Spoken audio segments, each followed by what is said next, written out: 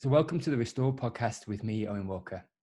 So today I'm joined by Ahenkora Bediako, who is a friend and colleague who I've known for a number of years now. So he works as a police officer and has worked as a police officer for the last 14 years, since joining a volunteer special constable during his final year of university in 2006. He's worked on emergency response, internal investigations, anti-corruption, and in various investigative departments. He became a detective in 2012, promoted to detective sergeant in 2015, and a detective inspector in 2018. He works currently as a senior detective within modern day slavery and child exploitation units. He's also studying a master's degree in applied criminology and police management at the University of Cambridge and intends to conduct research into the effect of organised crime on the recruitment of vulnerable people into criminal exploitation. So welcome, Henk. Welcome. Thank you.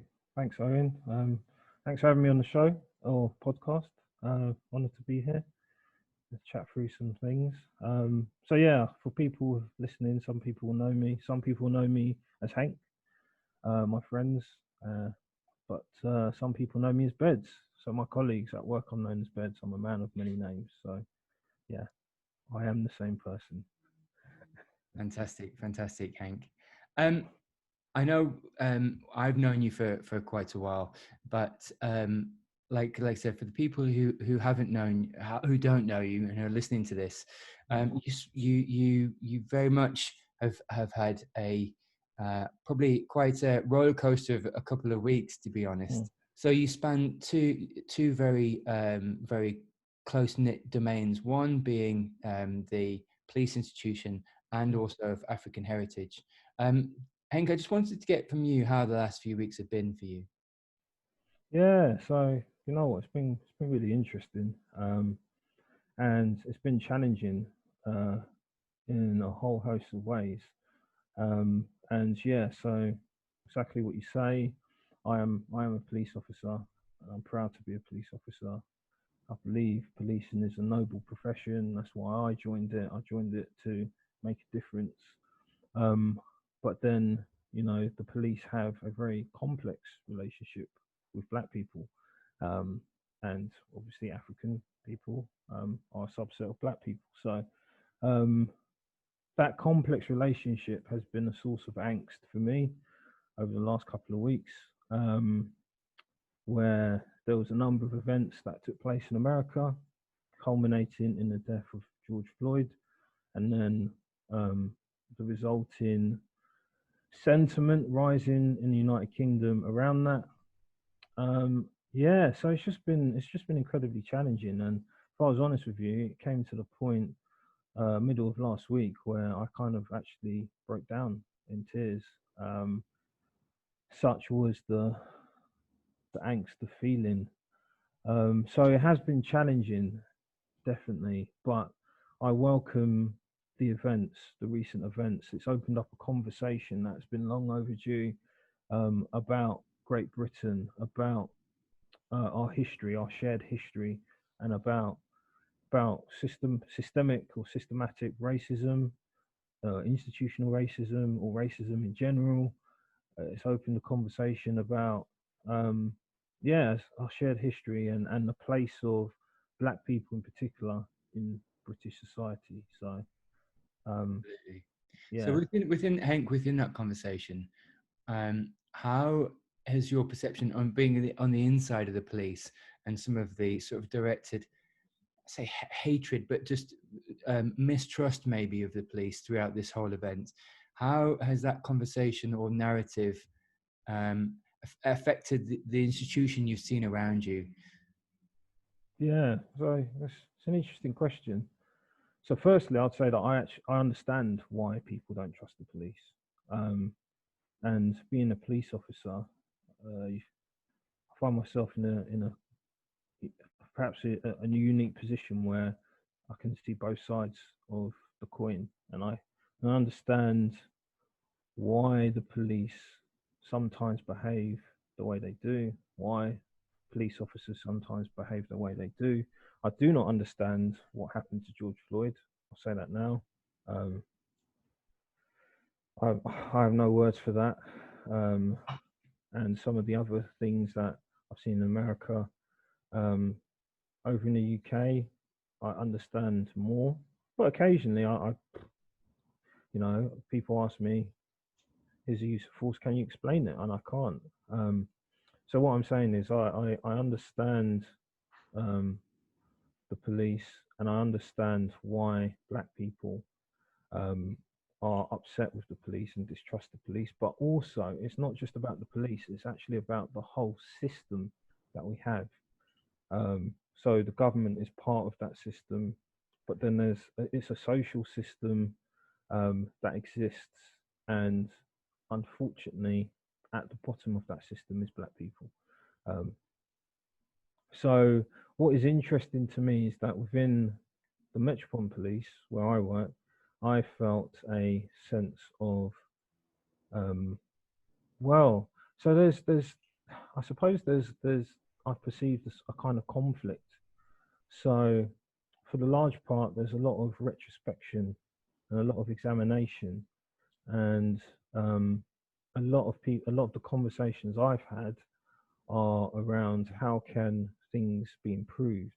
So, I think you have to look at it in the context of the whole country, what's happening with the whole country, and that's often what's happening with the whole country is often reflected um, in the police. So what's happening in the whole country, it's almost like the wall has been pulled from people's eyes, or people's eyes have been opened to an inequality that's existed for generations. Um, so I think in our British culture we have a strong sense of fair play, um, and there's a lot of people who genuinely thought that the United Kingdom is a fair place to live. But I think recent events have demonstrated. So it's clear in America, the inequality is clear in America, less so in Britain. And it's like, yeah, people have become aware of structural inequality that black people and other people have been saying for a while. But finally, it's like, yes, white people get it, white people see it, white people are starting to understand what it is people have been talking about. So, and I think that's reflected within the police. Um, but I also think, so looking at the country, the division is those who acknowledge and say, yes, we agree, and those who say, well, no, I don't think that's the case. And even are, how could I describe it? They are opposed to the movement Black Lives Matter. So some people are opposed because the simple fact people are protesting in this environment or this climate under COVID because there are violent elements within that protest. Police officers have been seriously injured, and so yeah, they oppose it. And I understand that, to be honest, because seeing my colleagues being injured, you know, it's not acceptable in my view. But then I understand some of the sentiment behind that. Yeah. And do you think it's quite a heterogeneous group, Henk? Do you think there is people within that group that, like you said, are peacefully protesting, and then there's people within that group that are maybe not necessarily malaligned, but maybe seeking more disorder than peace? Yeah, so exactly that, exactly what you said, and the vast majority of those people are peacefully protesting, certainly, and it only takes a few people um, to to turn the tide. Um, but then that becomes the main focus for some people, that there is a violent element. But what I found interesting is that there was a element of self-policing within the protest. So there's been videos that have come out of protesters getting between people advancing and seeking to engage violently with police officers who were tactically retreating or withdrawing rather, and you've got protesters getting between them And there's a video of a young lady getting between, saying, "This is not why we're here. Stop what you're doing." Um, so yeah, I guess the point is that for those who are here for social change, they do not want to antagonize the police because they know that that distracts from the actual purpose of the protest. So let's just pan out for a second, Henk, and look at, like you said, the national and or international picture. What do Mm, we need to unlearn, as in we, as in a population of people, and especially white people? What do we need to unlearn to really start to make amends and move towards a progressive and more collaborative approach and or more accepting approach with mm, Black people and Black lives? mm. Yeah, that's a big question. So it started with listening to the stories that Black people tell of their experiences. So there's a lot of that that's been happening, and people have a range of experiences. So it's important to know that the group of Black people, often referred to the Black community, is not a homogeneous group of people. There's there's diversity within that group. So just because one person has an experience doesn't mean that everyone has that experience. But what we have to get to grips with is it's slavery, essentially. The legacy of slavery and the legacy that Great Britain in particular has played, the part Britain has played in that. And that is something in the UK we have to get to grips with. So for me, it starts with looking at Great Britain and looking at England in particular. So we look at the history of England conquering Scotland, Wales, Ireland. So that has created a dynamic within the home, you know, the home nations. Um, so that is being played out, I would say, currently, where there's tension between devolved governments and Westminster, where some people say Westminster controls all, and others say, well, we want a level of independence, we want to self-determine, and Brexit has amplified that feeling. Um, so we need to acknowledge England's place within that. Then, if we take Great Britain as one entity, the British Empire, uh, imperialism, colonialism, and then slavery, which I suppose came just before that. Um, so the issues there is that I suppose there is a sense in Great Britain that we are inherently better than other people, and that is the thing to challenge. Um, and for me, the root of that is this idea of conquering other nations, the white man's burden. Was it Kipling that said that? I think it was. Um, the idea of bringing civilization to primitive peoples, not appreciating the advanced civilizations that existed in those locations, um, that the British arrived in. Um, so we have to get to grips with our history, and we have to have an honest appraisal of our history. So we have how can I describe it? So some people describe it as whitewashing, or minimizing the evil things that the British Empire did. I think we need to be honest about what our ancestors have done and understand why Britain is, well, is it still the fifth most powerful economy? I hope so. But why is that? Why is such a small island the fifth most powerful economy? Is it because we're inherently good? Or is it because we had a massive empire? We took resources from Africa, from India, from other places, and that then created the conditions on which we started with the Industrial Revolution, and continued from there. So we have to acknowledge that the wealth of Britain is built on the backs of slaves, and that's difficult. It's difficult. It's hard. But when we look at that, for me, then the idea of immigration becomes a different question, knowing that our nation is built on the backs of people from other nations, and those nations may be deprived as a direct result of what Britain has done. Then it, for me, gives us a responsibility, a global responsibility, in the places where we've interfered. Absolutely, Henk. So just looking at your answer there, because you've made a few really interesting points, and that dispelling that sense of elitism, completely quashing it, really, and actually, replacing it with a sense of equality and humility, but also that sense of identity politics, whereby we're aligning with one set of, we're identifying ourselves with one people groups, whereas actually we're all in this together.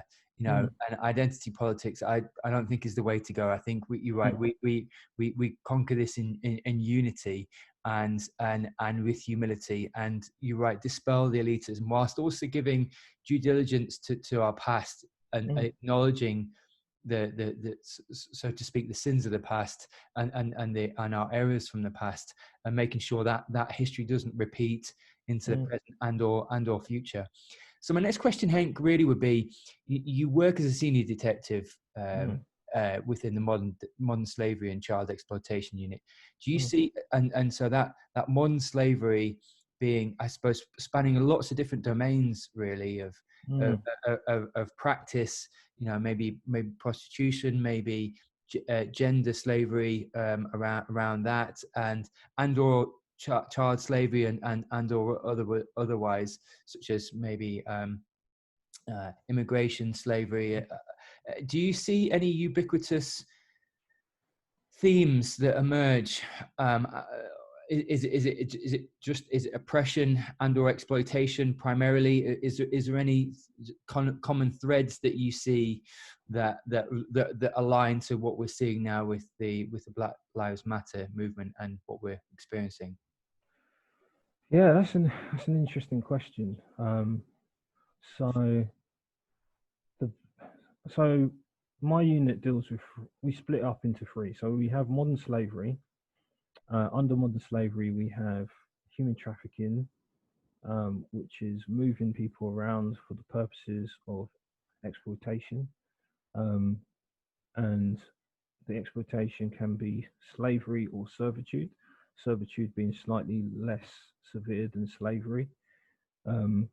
We've got sexual exploitation, we've got labor exploitation, we've got exploitation, so organ black market for organs. We don't have that. We don't have a lot of that in the UK, so it's more of an international thing.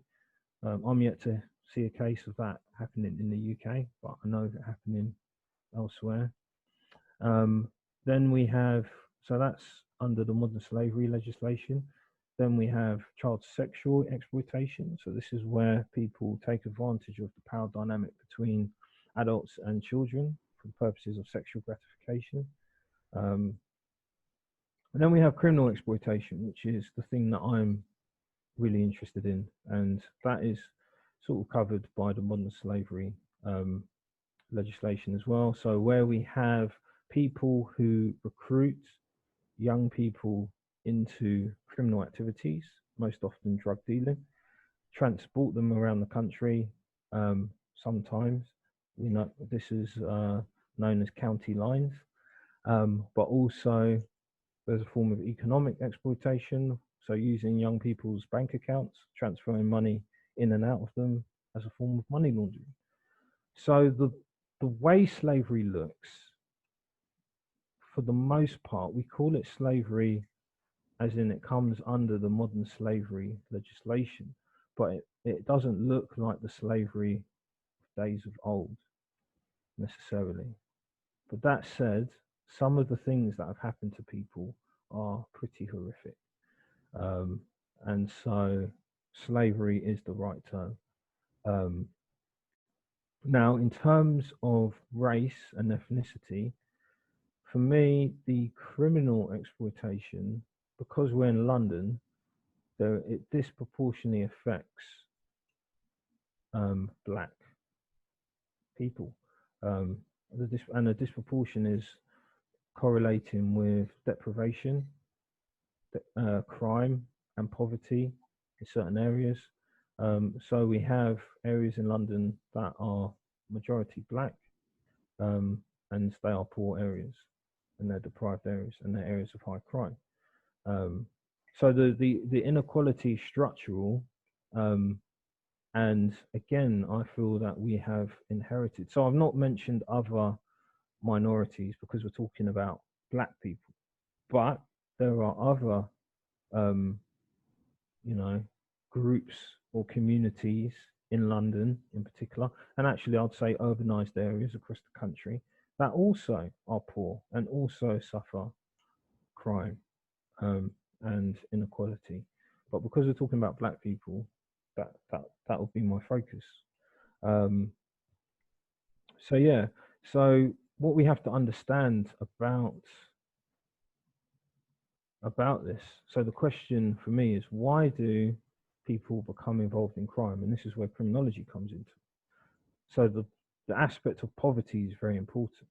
The aspect of narratives that become internalized is also very important.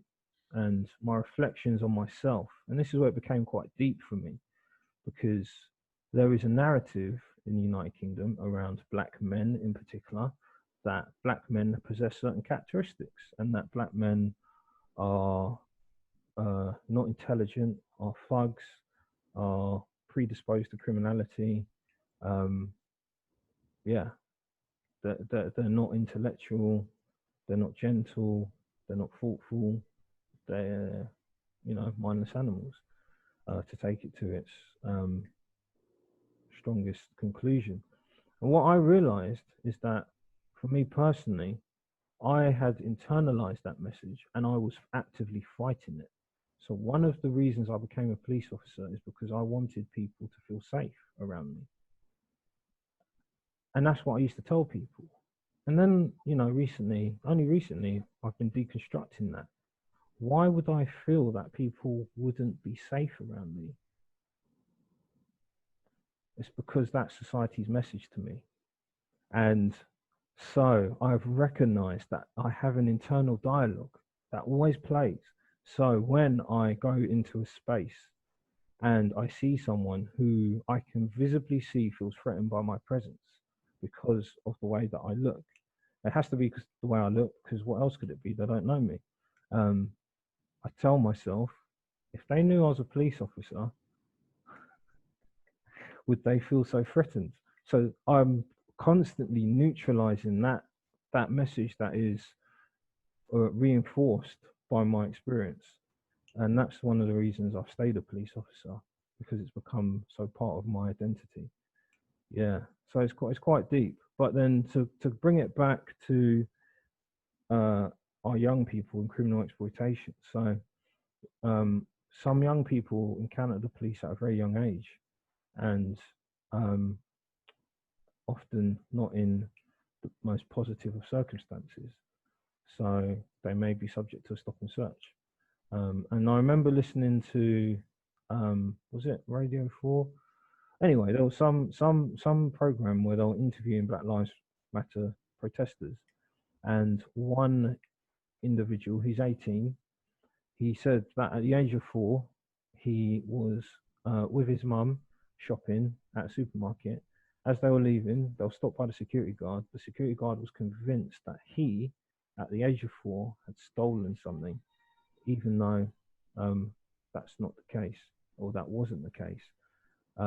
And then he remembers being scanned from head to toe, where the security guard is trying to ascertain whether he has stolen something. And he says in that moment, at the age of 4, he recognized that there was racism. That's how he perceived it. And so the thing for me is, when you are given that message that you are a criminal from such a young age, it can become your truth. I am because people think I am, so I might as well be. It's almost a self-fulfilling prophecy, so to speak. Self-fulfilling prophecy, it can be. This is just one attempt at explaining the disproportionality that exists within our communities, and why the disproportionality affects black people. What I don't believe is, and this is what some people believe, and for me it's part of a white supremacy agenda, is that black people are inherently predisposed to being criminal or criminality. And if we're honest, that is what some people believe. And to that point, Henk, that's the presupposition that needs to not only be eradicated but immediately addressed, because, like you said, what I want, what you want, I think what everyone wants is for you to be able to walk into a space and not feel prejudged, not feel like there, if people didn't know not only your heart but your profession, that you'd be on a level playing field. And I think that's what we want for ourselves and our kids and our generations to come, would be that the absence of a presupposition or prejudgment, which like you said has very much existed in up until now. And I know you've had a few difficult weeks at work, and you've come into contact with colleagues and fielded questions from colleagues. Has the information that's come back at you and or the listening ears been positive and been progressive? Have people wanted to engage and or really start to change? Yeah, so it's interesting because I suppose the people that are going to engage with me, if they're engaging with me, they already have a view. So my experience of people and their response has been quite positive. And I've made a number of Facebook posts about how I felt. That was a big step for me to openly talk about being a black police officer on social media, public platform, no less. And that came about because stuff was happening. I was talking with my wife, and I was saying to her that, should I post something? And she said that she felt that some people perhaps were waiting to see, what someone like me would say, given that I know people and people know I'm a police officer and other police officers know me. So I made a couple of posts, and then I've been overwhelmed with messages from people and officers contacting me on Facebook. So black officers contacting me, and one officer who's black, he made a post, didn't say anything, just had a couple of bit of writing on a couple of pages, and on one of the pages it says he's black. Another page it says he's a police officer, and there was other information on there. And I was messaging him, and I said to him, look, I noticed that you made this post, and I appreciate that. That was probably a big step for you. And he said, yeah, I've never talked about or made any reference to being black and being a police officer on social media.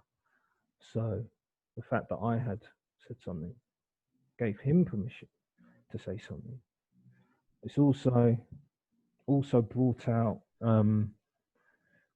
other elements. So another colleague of mine contacted me talking about a conversation he'd overheard in a police station. So he's black. He was in the canteen at a police station, and he overheard two white colleagues talking, and one said, don't understand why they've charged the officer for the death of George Floyd. That's not murder. That's not what a roll around's like. Roll around is our colloquial term for when you have a struggle to detain someone. So this officer was saying he didn't understand it. The conversation goes on, and then the comment is made, they're always using Black Lives Matter. Bothers me. And he told me about this, and so we spoke about it. And yeah, it's troubling that there are people who still think that. And the thing for me is that is a function not of the police but of society.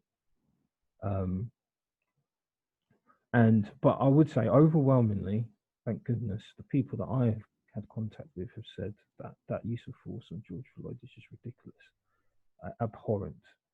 But for me, the danger is separating ourselves so much from the United States, when in fact there are similarities that we have to address, and it is the disproportionality that exists across so many areas. And that's the conversation that I have, or was having with people before this happened, to say, are you aware that there is mass inequality in the United Kingdom?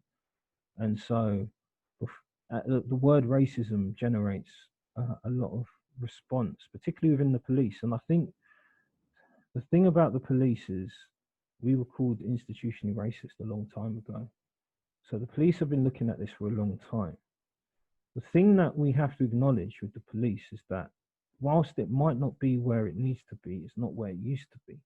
And things have progressed. And it's important to acknowledge that. So, I mean, the moment I saw two non-white officers in a vehicle, a police vehicle together, that was a moment for me.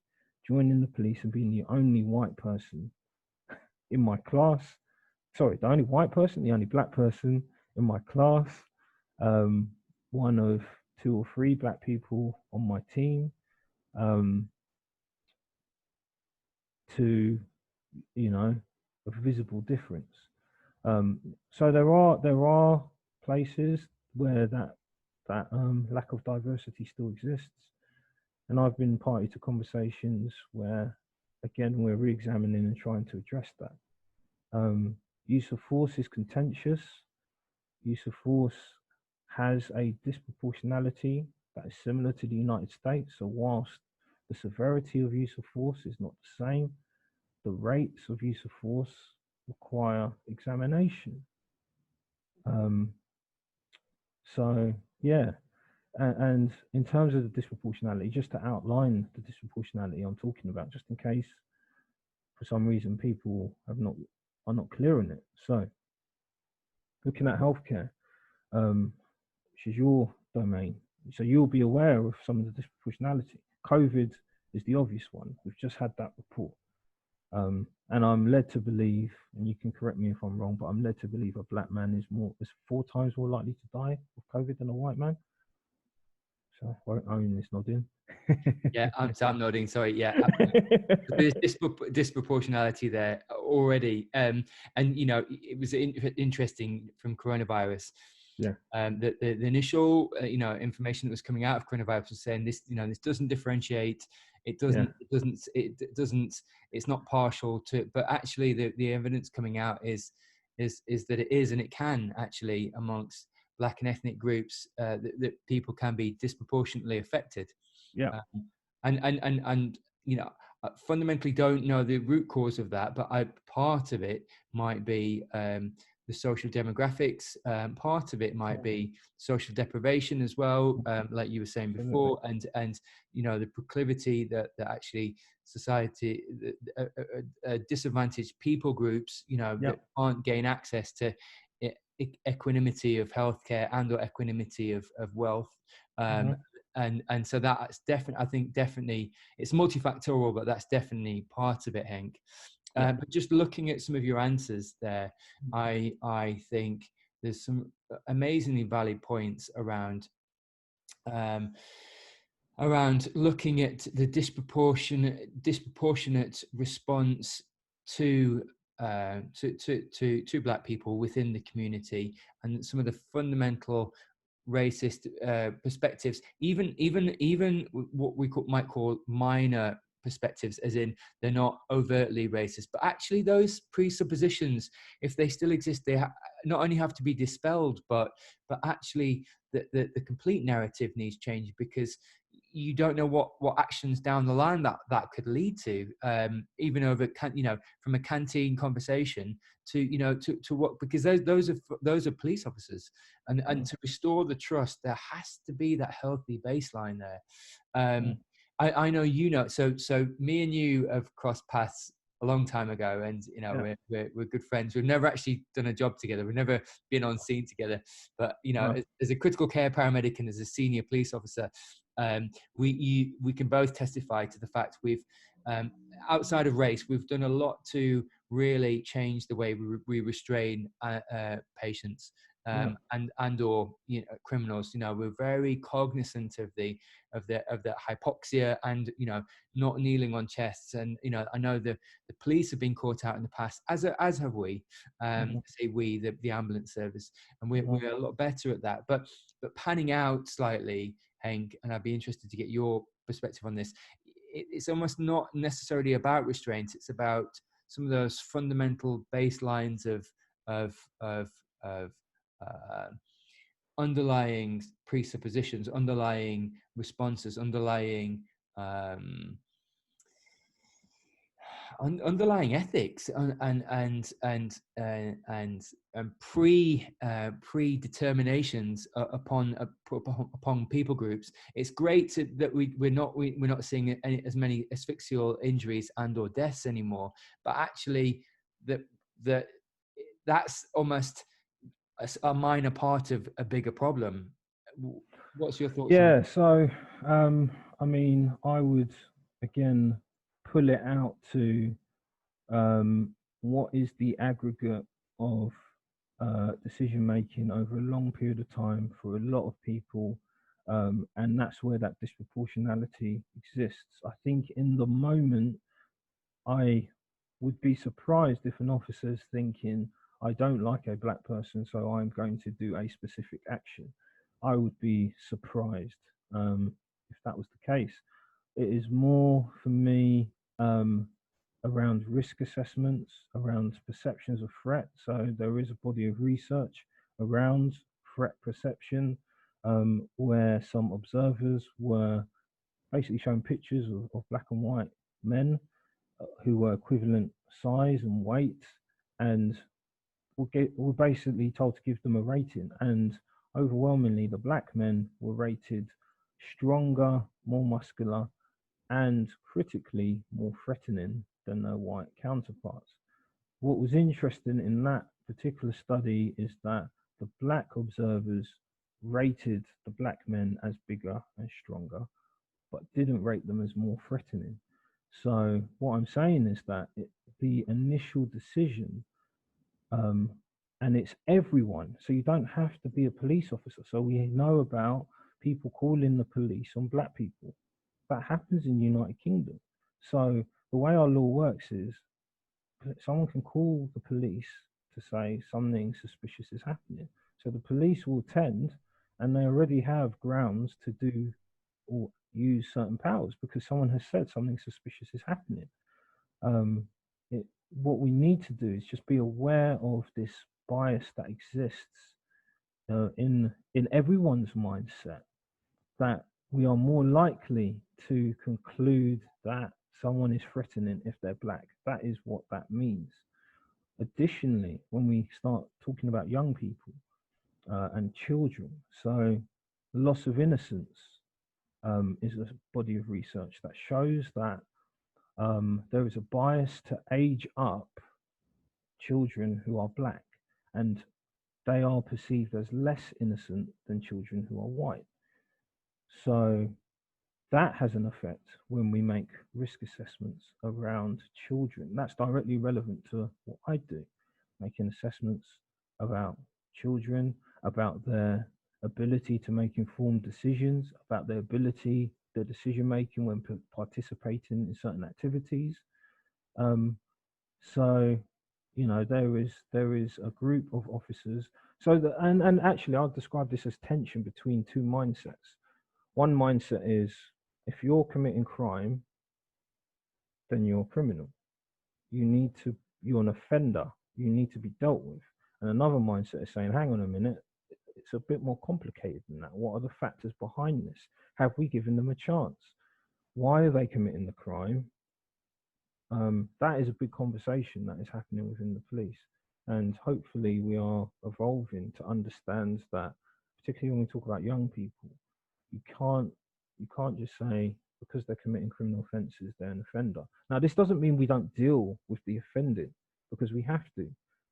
But it does mean that we might consider other what we call tactical options when dealing with those individuals. So if I come across a young person who's got drugs in them, I might be thinking, how have they got those drugs?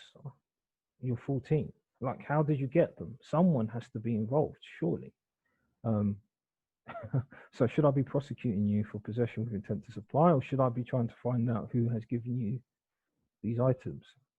These are very operational questions for investigators. So bringing it back to the idea of restraint, that's not. I'd have to confess that's not my area of expertise, and I haven't used force in that environment for about 3 years. The last time was when I was a custody sergeant. But even in custody, the amount of training that we're given to be a custody sergeant, amount of risk assessment that takes place is significant. So yeah, I find myself conflicted over deaths in police custody. I also worked in professional standards, so I've got that viewpoint as well. And we always want to be 100% fair to police officers. But one challenging comment that's been made to me is that there isn't a case. So it might have changed since this comment was made to me about 5 or 6 years ago. But there isn't a case where an officer has been prosecuted for a death in police custody. And the person that said that to me said that is evidence of, they were saying corruption within the system. Personally, I thought corruption was a bit strong, but they're saying that how can it be that every single time someone's died in police custody, there's no criminal case to answer for officers? I was like, wow, okay, I'd not thought of it like that. That's a challenging comment. I didn't actually have an answer. Yeah. So Henk, just looking at something you said there, which was really interesting around, quality of opportunity as well, because, you were the only Black person in your class as you were going through the police ranks and or, the structure. And if you look at the pre-hospital world, so the sort of paramedic world, there's also not necessarily there's no equality of representation from Black and ethnic minorities. We do have a certain component. I would say it's around 10% of representation from Black and ethnic minorities, but it's nowhere near what it should be. And so I think part of this conversation really is having positive conversations and having synergist and change conversations whereby people can realize that actually not only some of the attributes that need to be changed, but look around them, and it adds to an increase in awareness. So from your perspective, because I think this needs to change across domains, your domain and my domain, there needs to be more Black police officers, more Black paramedics. How do we get, this is a really difficult question, bear in mind, it's such a difficult question, but your perspective, how do we get more Black and ethnic minority people into the uniformed services? Because me and you are both in the uniformed services, and it's something we want to see more of. Yeah, that's a really tough question. I think, just to be perfectly honest, in this moment, as I said, I do not know. What I thought before the George Floyd and the dominoes that preceded him, so Amy Cooper, Ahmaud Arbery, I've forgotten the name of the lady who was shot, EMT in America. These are all American incidents. But anyway, before all of that, I would have said that the Black people need more support from other Black people to join the police, because I found that was the main tension, and has been the main tension that I've experienced, is hostility from other Black people. And then there's some very racially charged language that is used, and concepts that are used. So one person said, I'm serving my white masters, when I arrested him for non-payment of fines, which was almost £1,000 worth of non-payment of fines, so it wasn't a trivial amount. But anyway, I nicked him for it, and that's what he said. And if I'm honest, I don't fully understand. I mean, I understood it in the basic terms of slavery, but if he was referring to the system that exists, the system of inequality, and I am part of that system that is continually oppressing people. If that's what he meant, then that was a deeper layer.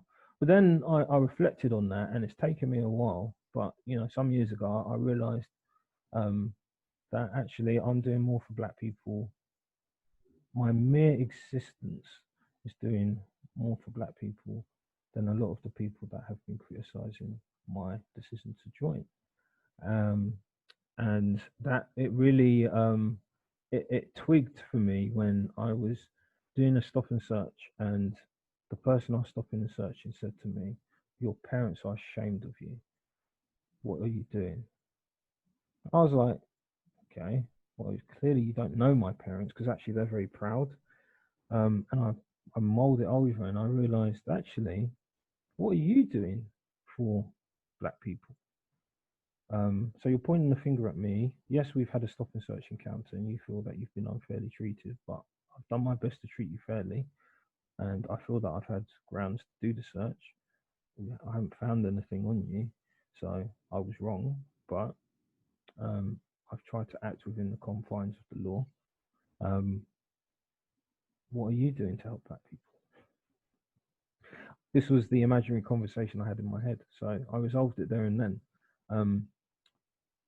Now we sit in a position where there is great anger towards the police nationally from Black people.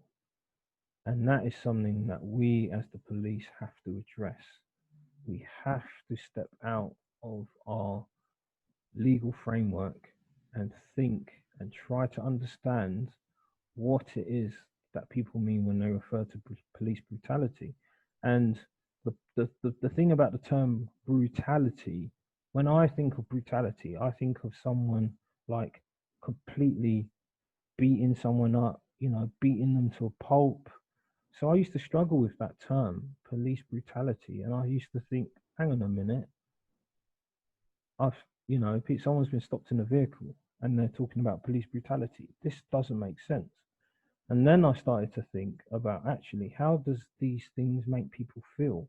So this is where I've recognized that as a police officer, I am removed from this specific type of encounter, police brutality, because, and particularly now as a DI, in almost any interaction I'm going to have with any other officer on the street, I'm the one with the power, which I will conceal because I don't want to unfairly influence that interaction. I think that's unfair.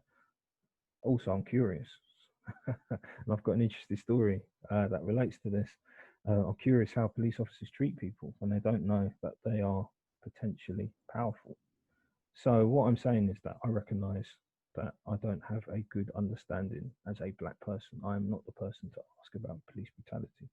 But what I'm saying is that when I thought about it, people feel brutalized when they are under suspicion, and they feel that the suspicion itself would not exist if they were white. Given exactly the same circumstances, if they were white, the police would not have the same suspicion. So that is where, in the United Kingdom, I believe police brutality is referred to.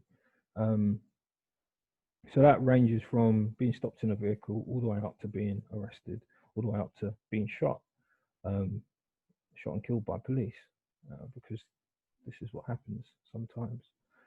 So for a police officer, I would suggest thinking about our professional standards unit and the fear that they invoke when professional standards is scrutinizing the actions of an officer. And to any police officer, I would say, imagine if professional standards had the ability to stop and search you or to enter your house because they thought that you'd done something wrong.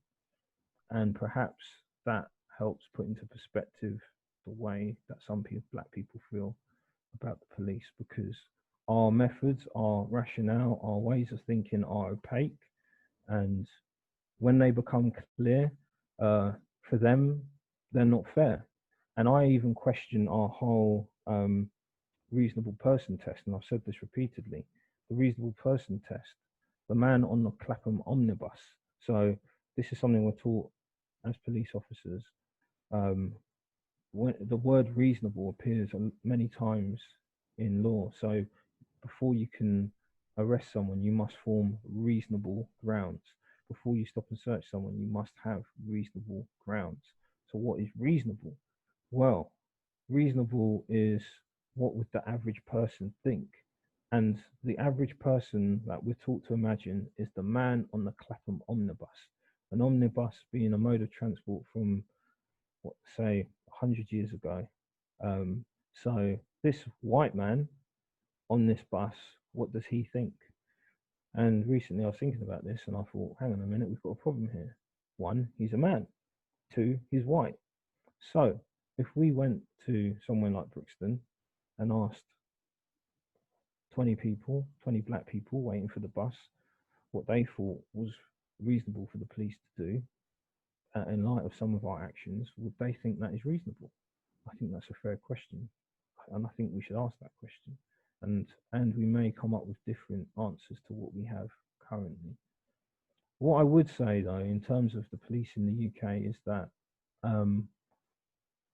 the police, there is a policing, or we use the term policing by consent. The idea being that we don't just impose law on people, but we engage with the community and we understand and we discuss and we agree and we have the agreement of communities to police. But we have to be honest that we perhaps do not police with the consent of everyone or every community, and that when we do our analysis of a borough, say, do we take into account that there are pockets in that borough who will have a very low trust of the police, but overall it will appear that this borough has good trust of the police? Is that taken into account?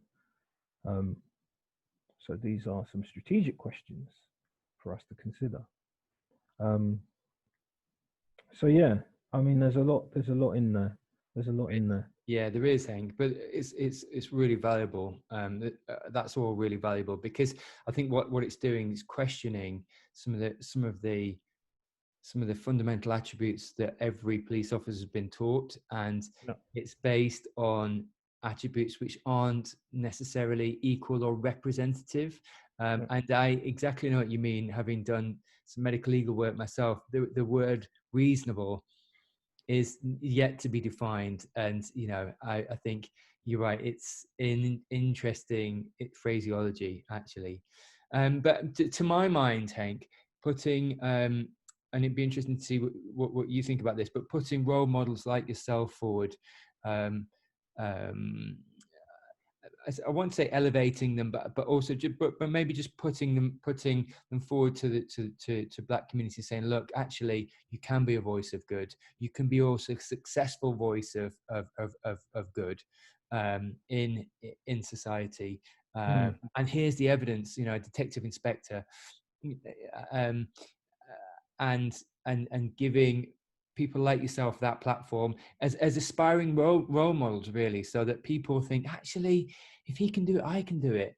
And actually there is not only a path through this, but there's a positive voice in amongst this, and start to attract black and ethnic minorities into these roles, and then start to increase the levels of trust again, because there's been, as you just said, a real shift and a lack of trust within the, sort of the policing institution. Do you see that? Does that sound reasonable, so to speak, as a statement in your mind? I have to be honest. I don't think proportional representation will bring trust.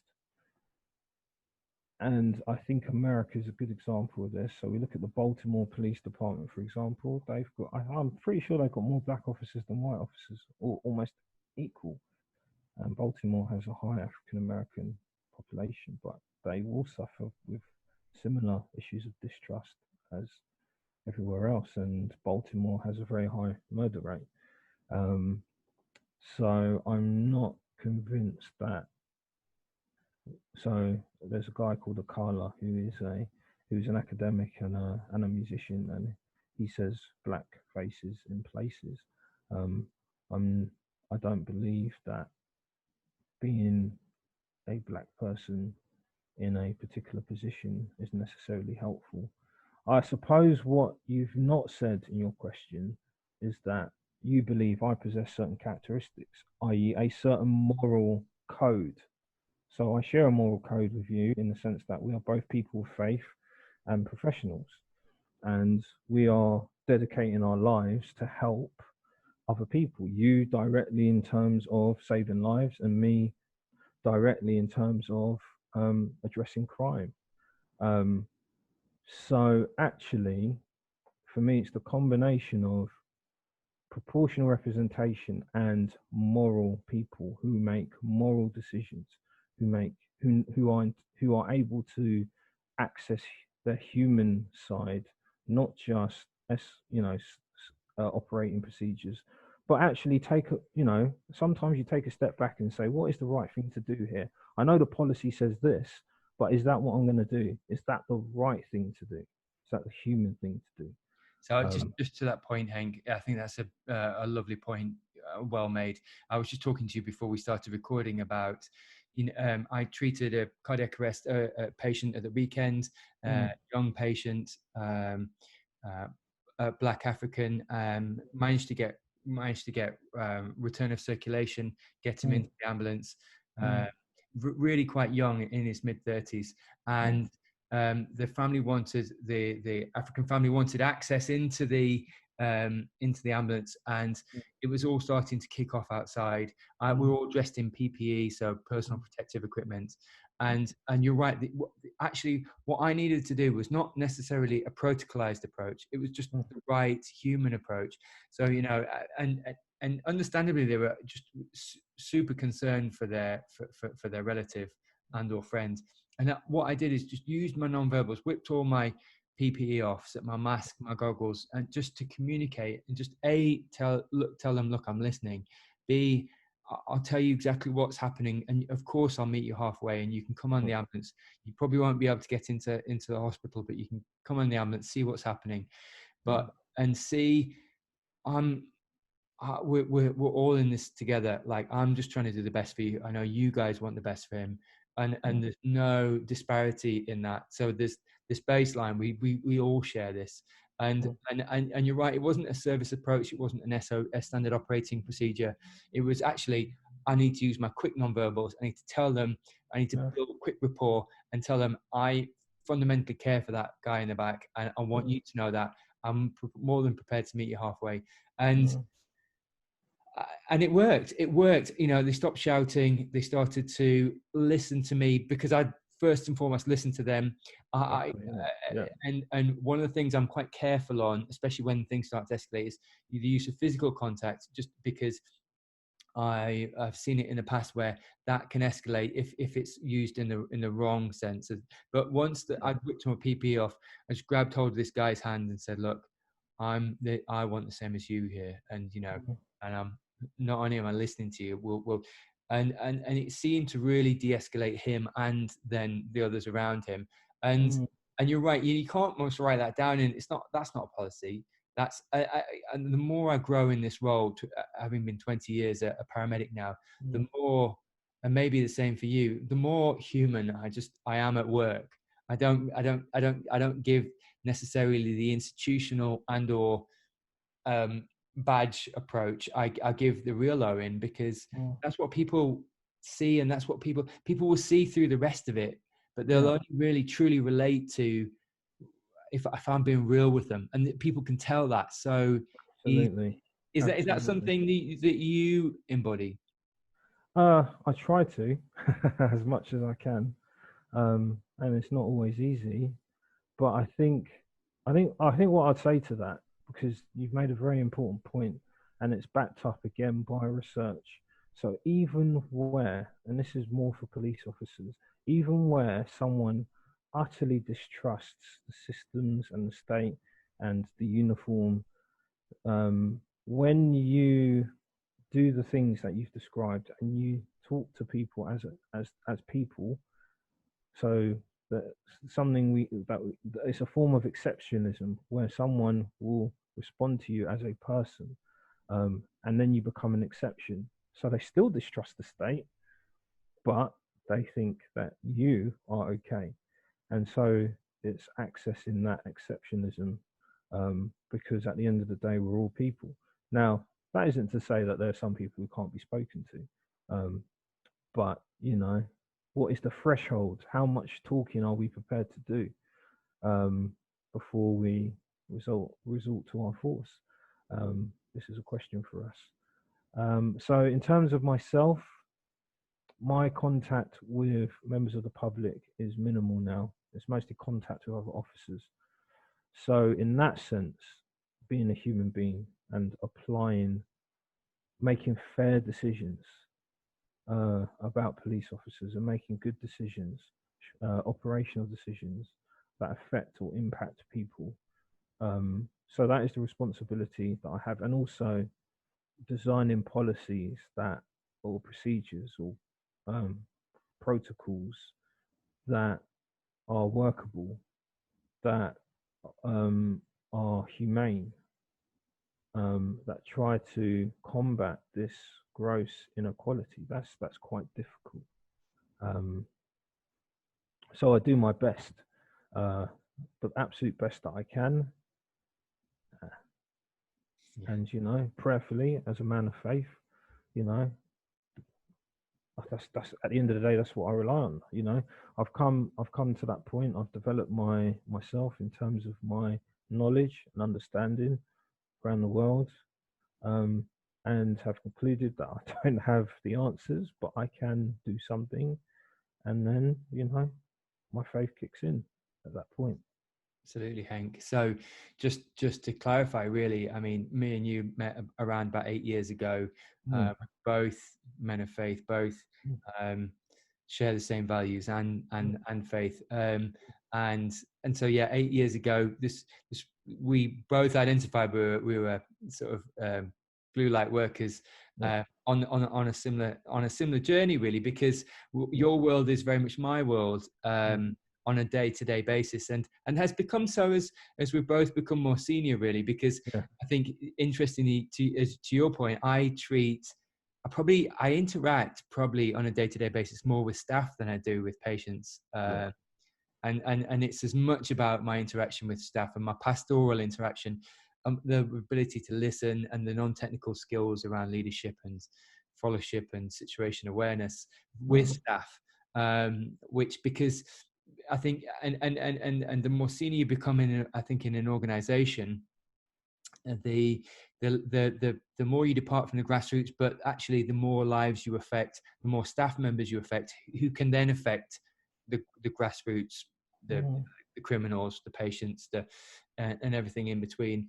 And I think, quite similar to me, having known you over a long period of time, we're both quite pastoral in nature, and I think that's maybe a functionality of our upbringing, but actually, I love the pastoral nature of, and I'm very, hopefully, quite affirming and or reassuring. I love that myself. I like to be reassured and or affirmed, but also, learn from mistakes, be open to, if we make mistakes, if I make mistakes, if my colleagues make mistakes, set the baseline. So it's like, actually, if you make a mistake, I'm not going to, come down on you like a ton of bricks. Actually, we're going to learn from it together, and then embody that trust.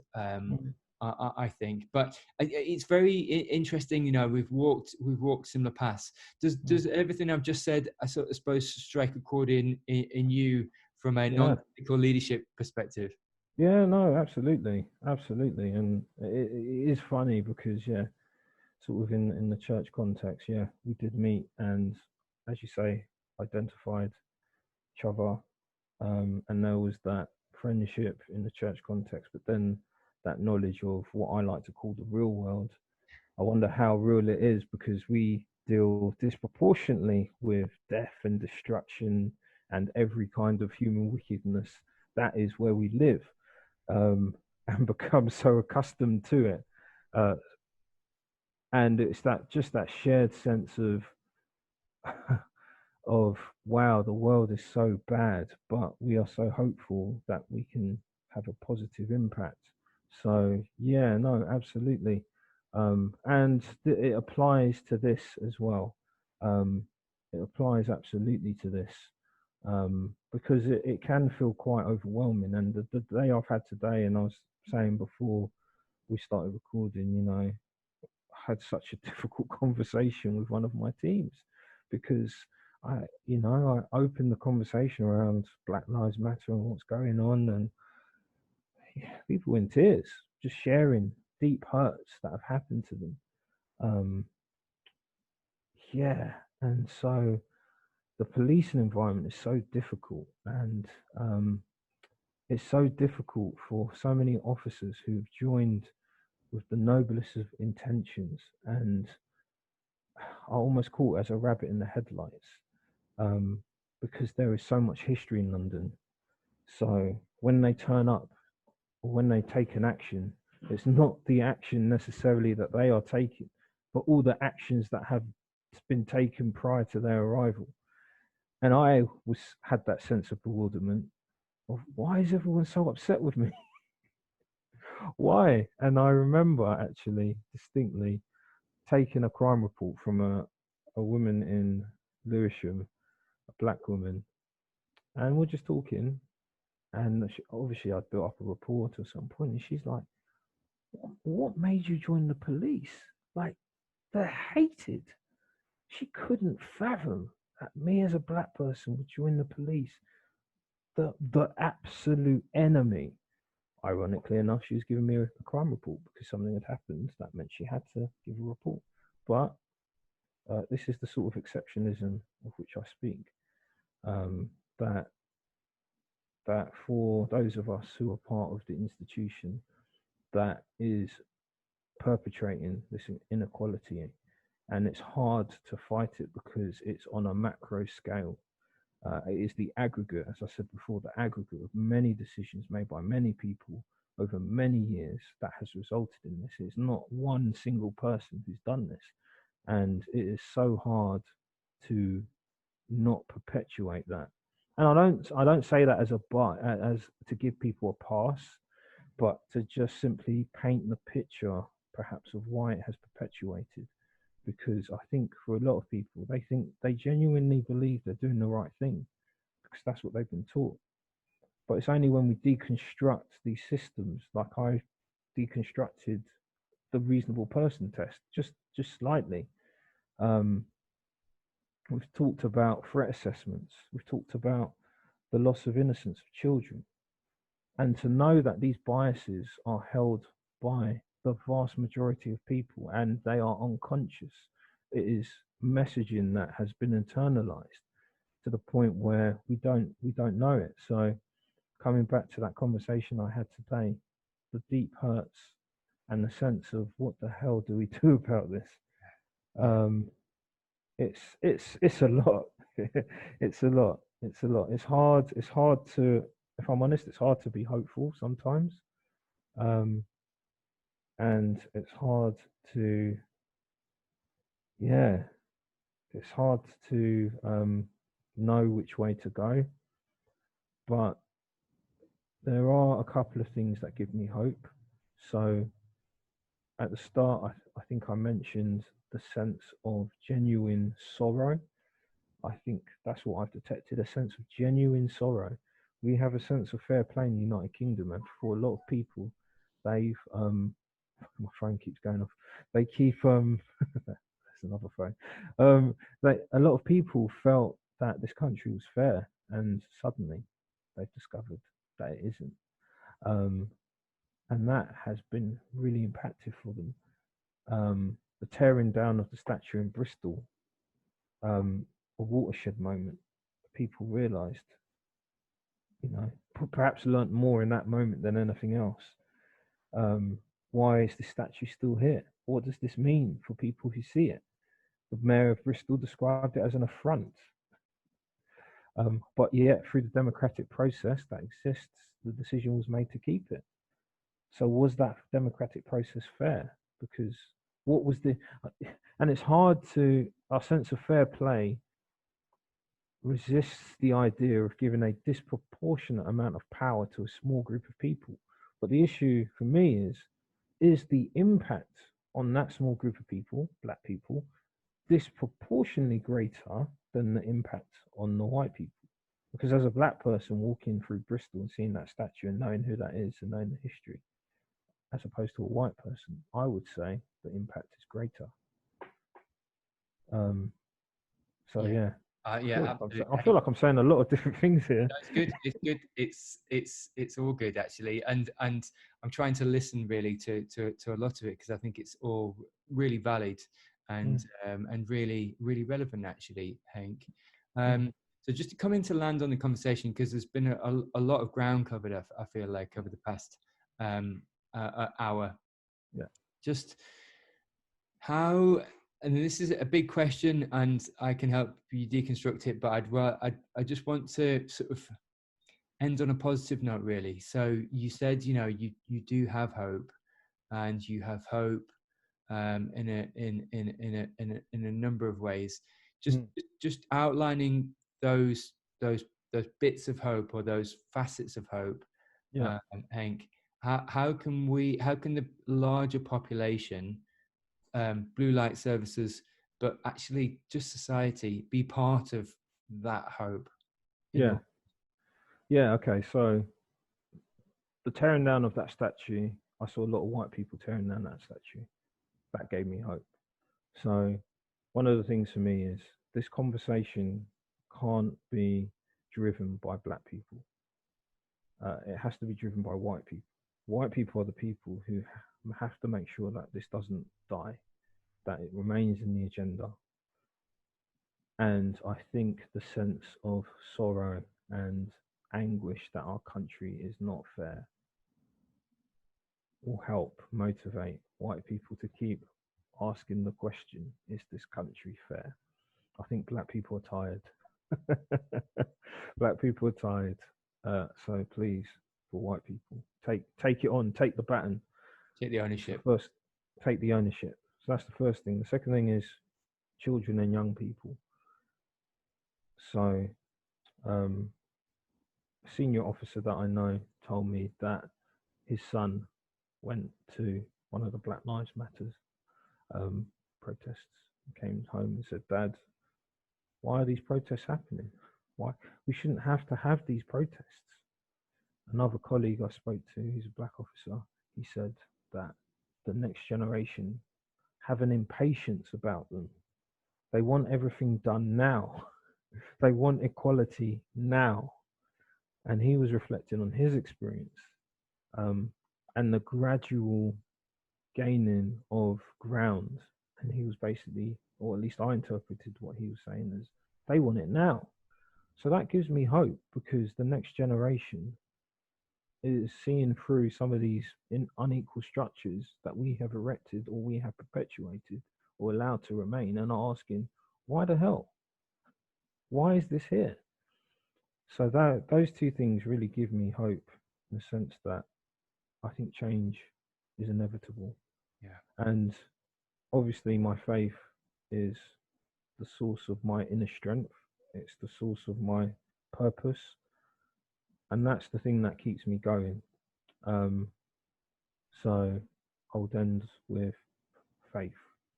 That's the final thing that gives me hope.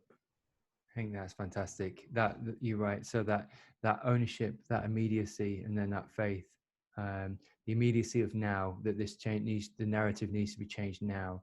The ownership collectively, but certainly among white people, to keep the conversation going. And as you said, faith in people, faith in humanity, but faith primarily in God, that it's going to be.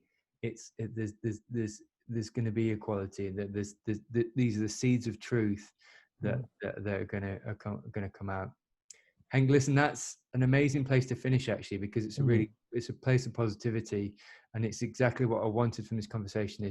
But not only your real honest thoughts, but just to really end on a hopefully a positive narrative whereby there can be seeds of change through conversations like these.